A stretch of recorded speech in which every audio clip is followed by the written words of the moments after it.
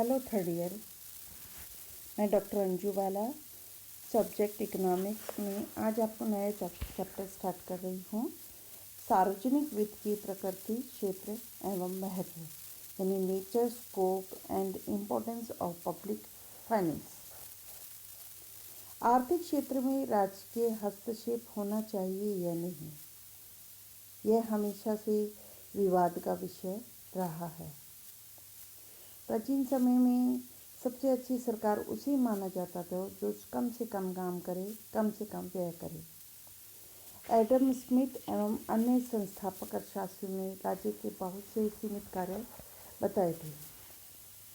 उनके अनुसार राज्य का कर्तव्य प्रजा को सुखी रखना था। राजा अपनी प्रजा के लिए बाह्य आक्रमणों से सुरक्षा, आंतरिक शांति, सामाजिक न्याय एवं संचार आदि की मूलभूत सुविधाएं उपलब्ध कराता था। इसे पुलिस राज्य की संज्ञा दी जाती थी। जेबी से ने भी कहा है कि पूर्ति अपनी मांग स्वयं उत्पन्न करती है। अतः राज्य को आर्थिक क्रियाओं को स्वतंत्र रूप से चलने देना चाहिए, उसमें कोई इंटरफेयर नहीं करना चाहिए। जैसे जैसे परिस्थितियां बदलती गई, प्रथम विश्व युद्ध के समय या बाद में विश्व के सभी देशों ने अनेक विकृतियां उत्पन्न हुई और राजकीय हस्तक्षेप को आवश्यक समझा जाने लगा। 1930 की विश्वव्यापी मंदी ने भी अर्थशास्त्र के संस्थापक सिद्धांतों को खोखला सिद्ध कर दिया और ये भी स्पष्ट हो गया कि यदि राज्य आर्थिक क्रिया में मूक दर्शक रहा तो विश्व की अर्थव्यवस्था तबाह हो जाएगी। जेबी गिन्स ने अपनी बुक में आर्थिक मंदी का सबसे अधिक दुष्प्रभाव उत्पादन साधनों में बेरोजगारी को फैलाने को माना। उनके अनुसार आर्थिक स्थिरता के लिए राज्य का आर्थिक क्रियाओं में सक्रिय रूप से भाग लेना आवश्यक है। उनके अनुसार अर्थव्यवस्था में आर्थिक मंदी उत्पन्न करने का मूल कारण प्रभावी मांग में कमी होना था और इस कमी को अर्थव्यवस्था में प्रभावों की मांग की वृद्धि के द्वारा पूरा किया जा सकता था। इसके लिए कीन्स ने समुद्दीपन सिद्धांत, यानी निजी निवेश का उद्दीपक करने वाला यानी सरकारी व्यय का सिद्धांत को उपचार के रूप में बताया था। यानी संक्षिप्त रूप में ये कह सकते हैं कि अगर विश्व में मंदी होती है तो निजी निवेश के साथ साथ सार्वजनिक निवेश करके भी हम इस समस्या से छुटकारा पा सकते हैं। प्राचीन समय में राजकीय हस्तक्षेप मात्र राजकीय गतिविधियों एवं कर संग्रह तक ही सीमित रहता था। राज्य एक सार्वजनिक संस्था होने के कारण उसका यह कर्तव्य था कि वह अपने नागरिकों के हितों की रक्षा करे, परंतु वर्तमान में राज्य की संपूर्ण जीवन में हस्तक्षेप किए हुए हैं। आर्थिक जीवन का कोई भी क्षेत्र सरकार के हाथ से स्वतंत्र नहीं है। स्किनर के अनुसार सरकार की शक्ति वर्तमान में प्रत्येक घर, प्रत्येक कारखाने तथा प्रत्येक खेत में अनुभव की जाती है। अगला है आर्थिक जीवन में राज्य का स्थान। प्राचीन जीवन समय के बजाय वर्तमान में आर्थिक जीवन में सरकारी हस्तक्षेप बढ़ता जा रहा है। विकासशील देश तब तक अपने आर्थिक स्तर को ऊंचा नहीं उठा सकते तब तक कि उस देशों की सरकारें आर्थिक विकास के सक्रिय योगदान ना करें। विकासशील देशों को विकसित देशों की तुलना में कई प्रकार की बाधाओं व कठिनाइयों का सामना करना पड़ता है। बेरोजगारी, गरीबी, भूखमरी आदि आर्थिक समस्याओं के साथ साथ शिक्षा, स्वास्थ्य, आवास, भोजन आदि का समाधान राजकीय सहयोग व आर्थिक क्रियाओं के हस्तक्षेप के बिना संभव नहीं हो पाता है। विकासशील देशों में आर्थिक विकास के साथ साथ उद्योगपति व एक अधिकारी संगठन उत्पन्न होते हैं। देश में आर्थिक विषमता का दुष्कर चलता है। ऐसी स्थिति में अनियंत्रित अर्थव्यवस्था को एकाधिकारी प्रवृत्तियों से बचाने व उपभोक्ता व उत्पादकों को न्याय दिलाने हेतु सरकारी हस्तक्षेप को उचित माना जाने लगा। राज्य की आर्थिक क्रिया में वृद्धि के कारण विश्व की आर्थिक संरचना में गत दशकों में बहुत से अधिक परिवर्तन हुए हैं। प्राचीन समय में राज्य के कार्य और उनके आय व्यय सीमित थे। धीरे धीरे राज्य के कार्यों में वृद्धि होती गई तथा राज्यों को अधिक साधनों की आवश्यकता होने लगी। संतुलित बजट की अवधारणा अव्यावहारिक हो गई और असंतुलित बजट का सिद्धांत आधुनिक अर्थव्यवस्था में आर्थिक नीति का महत्वपूर्ण भाग हो गया।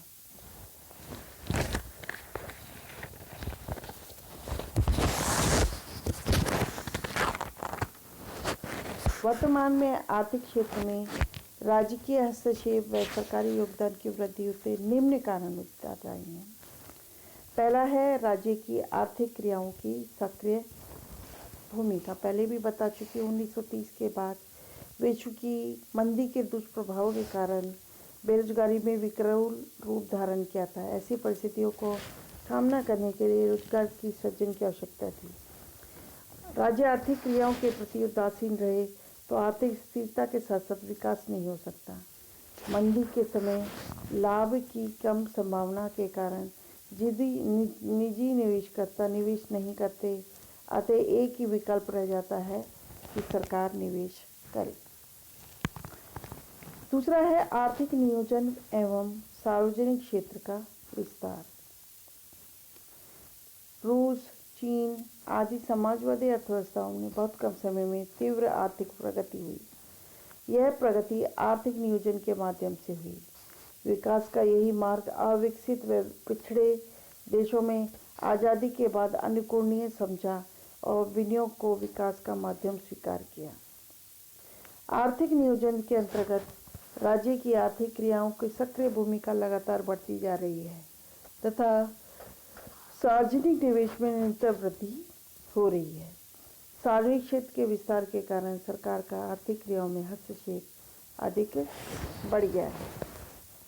तीसरा नियम व नियंत्रण। अर्थव्यवस्था में मुद्रास्फीति व मुद्रा संकुचन तथा व्यापार चक्र आदि सभी वर्गों को प्रभावित करते हैं तथा अनियंत्रित आर्थिक क्रियाओं से लोगों का जीवन अस्त व्यस्त हो जाता है। सरकार अपने क्रियाकलापों से देश में व्याप्त आर्थिक बुराइयों को नियंत्रित करने का प्रयास करती है। इसके लिए समय समय पर विभिन्न कानूनों एवं राजकोषीय व मौद्रिक नीतियों का सहारा लेती है।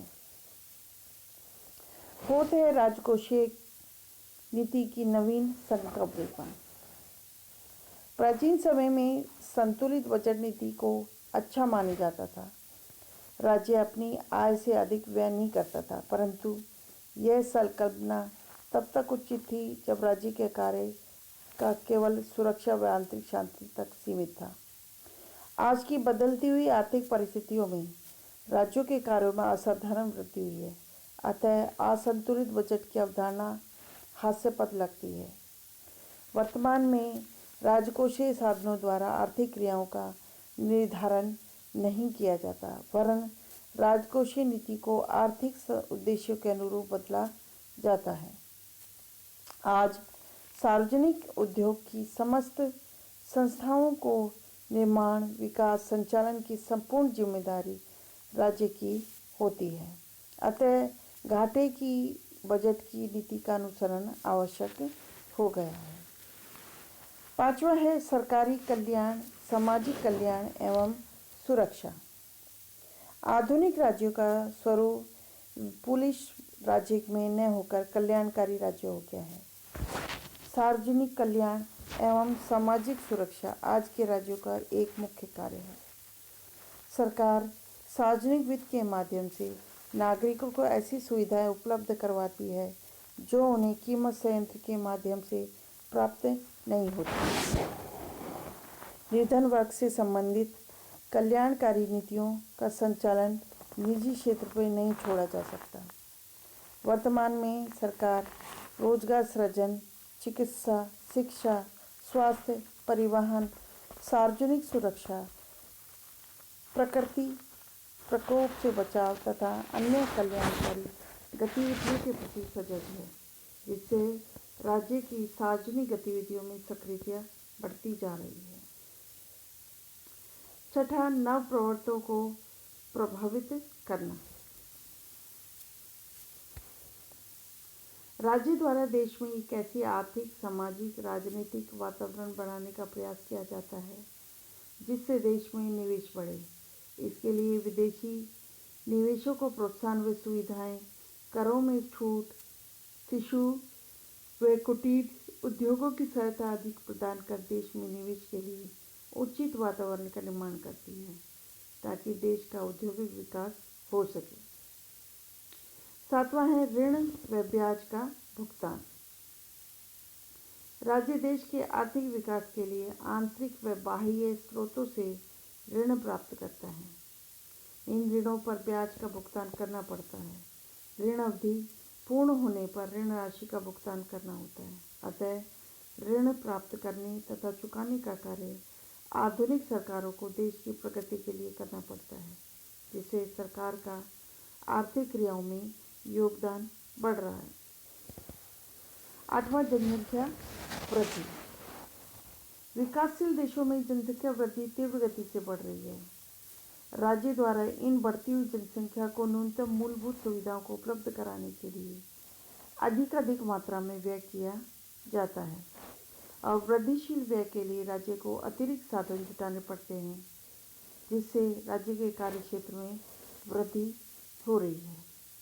अगला पॉइंट है सुरक्षा पर असाधारण वृद्धि। प्राचीन काल में युद्ध के अस्त्र शस्त्रों पर इतना अधिक व्यय नहीं होता था जो आधुनिक समय में हो रहा है। विश्व के सभी देशों को सुरक्षा पर अपनी राष्ट्रीय आय का एक बहुत बड़ा भाग व्यय करना पड़ रहा है, जो व्यय सरकार के द्वारा किया जाता है। अगला है अनुबंधित व्यय में वृद्धि। अनुबंधित व्यय वह है जो देश में पहले से स्थापित उपक्रमों को क्रियाशील रखने के लिए सरकार को आवश्यक रूप से करना पड़ता है। विकासशील देशों ने तीव्र आर्थिक विकास के लिए सार्वजनिक उपक्रमों को स्थापित किया। उद्योग, कारखाने तथा विभिन्न परियोजना को संचालित इन पर राज्य को निरंतर व्यय करना पड़ता है। जैसे जैसे आर्थिक विकास की रफ्तार तेजी से बढ़ती है, ऐसे उद्योगों व उपक्रमों की संख्या एवं वित्तीय भार भी बढ़ता जाता है। अगला है राजस्व का अर्थ यानी मीनिंग ऑफ पब्लिक फाइनेंस। राज्य के सभी कार्य कोष पर निर्भर करते हैं। कौटिल्य के अनुसार राज्य के सभी कार्य कोष पर निर्भर करते हैं। जिस राजा का कोष रिक्त हो जाता है वह नागरिकों का खून चूसने लगते हैं। अतः राजा को कोष वृद्धि के लिए सतत प्रयास करना चाहिए।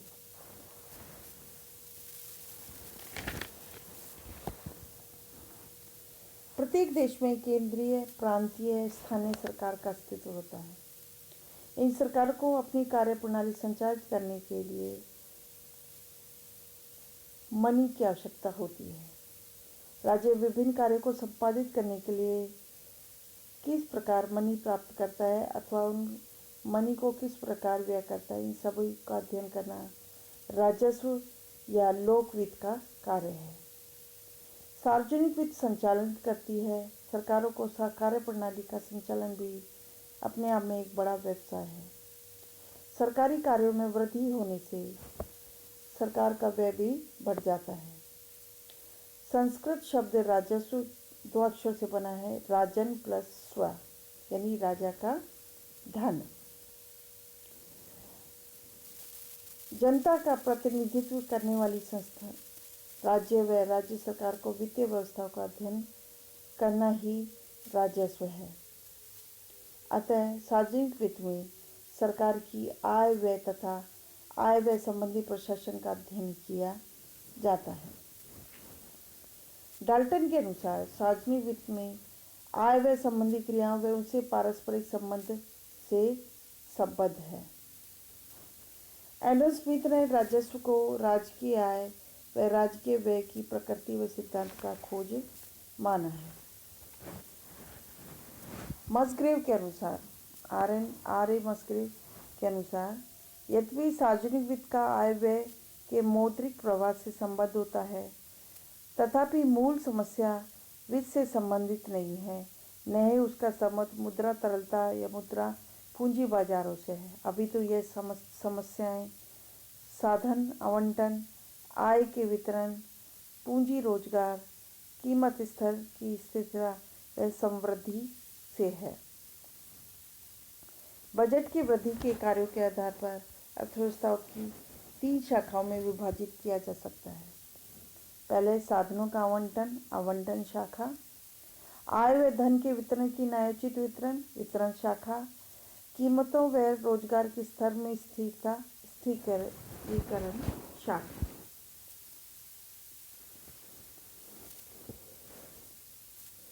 अगला है राजस्व का क्षेत्र व विषय सामग्री, scope and subject matter of public finance. राज्य उससे संबंधित अन्य संस्थाएं सामाजिक कल्याण की प्राप्ति के लिए किस प्रकार आय एकत्र करती हैं, उसका उपयोग किस प्रकार करती हैं, यही राजस्व की विषय सामग्री है। डाल्टन के अनुसार राजस्व अर्थशास्त्र व राजनीतिक शास्त्र की सीमा पर स्थित है। इसका तात्पर्य यह हुआ, एक और सरकार शासन को सुचारू रूप से संचालन के लिए राजनीतिक शास्त्र के सिद्धांतों के अनुरूप चलती है, तो दूसरी ओर जनता के आर्थिक कल्याण के लिए अर्थशास्त्र के सिद्धांतों का सहारा लेना पड़ता है। अर्थशास्त्र का मुख्य उद्देश्य सीमित साधनों से अधिकतम संतुष्टि प्राप्त करना है। अतः सरकार का मुख्य कार्य ऐसी राजनीतिक स्थितियों, राष्ट्रीय नीतियों का निर्माण करना एवं सिद्धांतों को अपनाना जिसे अधिकतम कल्याण की प्राप्ति हो सके। अध्ययन की दृष्टि से राजस्व को 5 भागों में विभाजित किया जा सकता है। पहला सार्वजनिक व्यय, दूसरा सार्वजनिक आय, तीसरा सार्वजनिक ऋण, चौथा वित्तीय प्रशासन, पांचवा आर्थिक स्थिरता। पहला है सार्वजनिक व्यय या राजकीय व्यय। सार्वजनिक व्यय के बारे में प्लेहन का मत है कि जिस प्रकार अर्थशास्त्र में उपभोग का महत्व है, उसी प्रकार सार्वजनिक व्यय राजस्व का महत्वपूर्ण अंग है।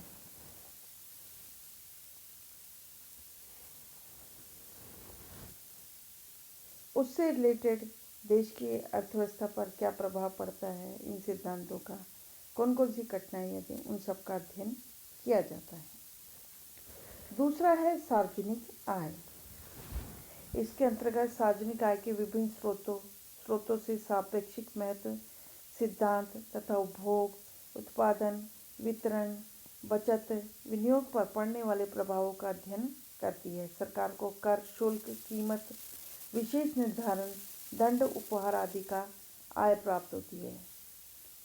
इसमें विशेष रूप से कर पद्धतियों, करारोपण व कर भार व कर विवर्तन आदि का अध्ययन किया जाता है। तीसरा है सार्वजनिक ऋण।